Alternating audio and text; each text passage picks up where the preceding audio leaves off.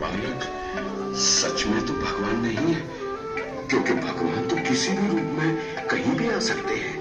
कहीं जो कि सालों से ध्यान कर रहे थे, वो ध्यान करते हुए ही ध्यान में ही भगवान की काल्पनिक छवि बना तिलक लगाया और भगवान के सर पर मुकुट रख दिया। तब पास में रखी कंठी पर ध्यान गया और कल्पना में ही बोले, हे भगवान, आज तो कंठी डालना ही भूल गया। फिर कंठी उठाकर मुकुट के ऊपर से डालने लगे, लेकिन माला मुकुट में फंस गई। अब स्वामी जी चिंतित हो गए और कल्पना में ही सोच रहे हैं, हे भगवान, आज ये आपके दास ये क्या? यहाँ ना तो कोई मूर्ति है और ना कोई माला। मैं तो काल्पनिक पूजा कर रहा था और मेरे मन में चल रही इस काल्पनिक क्रिया को इस बालक ने कैसे जान लिया? ये कोई साधारण बालक नहीं हो सकता। मेरे इस भजन क्रिया को तो केवल भगवान ही जान सकता है। ये तो साक्षात भगवान है। आपने तो मेरे मन की बात बता दी। आपका शरीर तो बहुत कोमल है, जैसे रुई हो।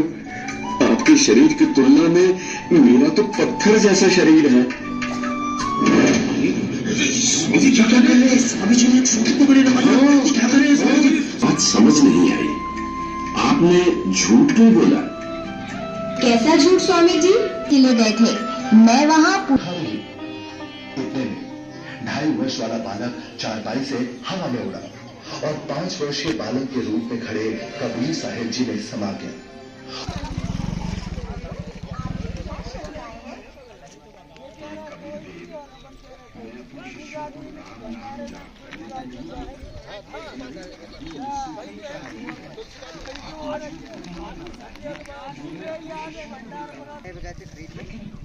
उनकी बातें सुनकर स्वामी रामानंद जी समझ गए कि ये अपने साथ यमलोक, स्वर्गलोक, विष्णुलोक, शिवलोक और फिर अंत में सतलोक में ले जाते हैं।